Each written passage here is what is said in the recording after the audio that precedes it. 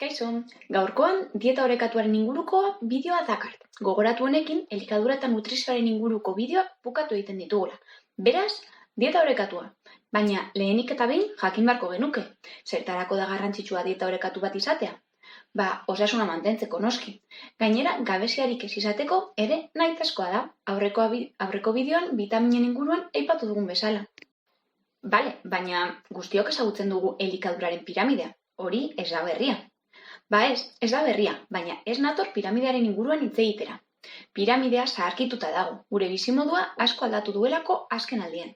Pentsa, orain dela 50 urte, adibidez, ez zegoela ordenagailurik, eta ondorioz lan gehienak ez ziren hain sedentarioak. Orain dela 50 urte, lan fisiko gehiago zegoen, eta gaur egun gehienak geldi ematen dugu egunaren gehiengoa. Batzuk igual, egun osoa. Beraz, gomendioa aldatu egin da, eta gaur egun erabiltzen duguna Harvardeko platerra da. Izena datorkio Harvardeko unibertsitatean diseinatu egin zutelako.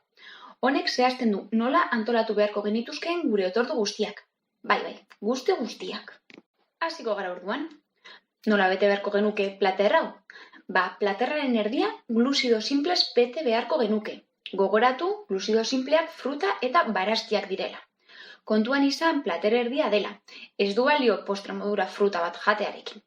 Plater erdi honetan komenigarria da ahalik eta kolore gehien agertzea. Laranja, gorria, horia, berdea, zuria, urdin morea. Platerraren beste erdia erditik moztu egingo dugu, horrela 2 laurden geratuz. Eta geratzen zaigun laurdenetako bat proteinaz bete egingo dugu. Ez ahaztu proteina iturriak izan aldirela landare jatorrikoak zein animali jatorrikoak. Beraz, laurden hau bete aldugu lekales, frutu lehorrez, arrautzez, zein arrainez, haragiz eta itzaskiz besteak beste. Geratzen zaigun azken laurdena gluzido konplexuz beteko dugu. Hauen barruan zerealak, tuberkuluak eta lekaleak daudelarik. Lekaleak berriz ere. Kontuan izan zerealen barruan aurkitzen ditugula ardoa, arroza, oloa, kinoa, garagarra. Beraz, talde honetan egongo lirateke ogi eta pasta. Komenigarriena hauek hartzerako orduan aukera integralak hartzea da. Eta edateko zer? Komenigarriena ura da, noski. Baina ere, infusioak hartu alditugu, zein kafea, adibidez. Beste aukera hon bat esnea da, baina kontuz, etzazu hartu edo guztietan burdinaren zurgapena zaildu dezakelako. Baina, ez aldugu talde bat ahaztu? Lipidoak non daude? Ez. Lipidoen taldea ez dut ahaztu. Talde honek ez du bere leku propioa izango platerrean. Inork ez duelako edaten olioa edo jaten gantza bera bakarrik ez da.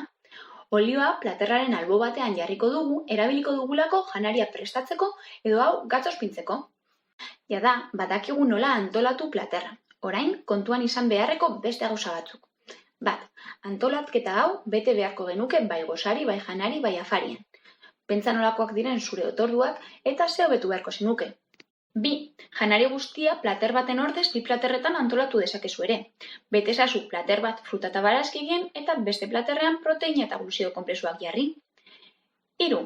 Ohikoa da egunero ogia jatea gure etxeetan. Beraz, gluzido konplexuen tartea beteta dago. Ez dugu ezer gehiago sartu behar hor, edo aldatu egin aldugu noizbehinka ogia, arrozarengatik, zein patatengandik, besteak beste egunaren arabera. Baina dena den kontuan izan ogia ez da beharrezkoa. 4. Lekaleak. Lekaleak jaten ditugunean betetzen ari gara bai proteina, bai gluzido konplexuen tartean.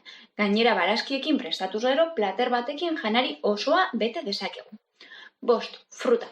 Berriz ere, kontuan izan gluzido simpleen kopurua plater erdia dela. Postrearekin ez dugu betetzen, ez baduzu fruta asko jaten. Honekin elikaduraren inguruko bideoak bukatu egin dira. Espero dut argi izatea bertan landutako kontzeptuak eta, noski, zure dieta hobetu izana. Behintzat apur bat.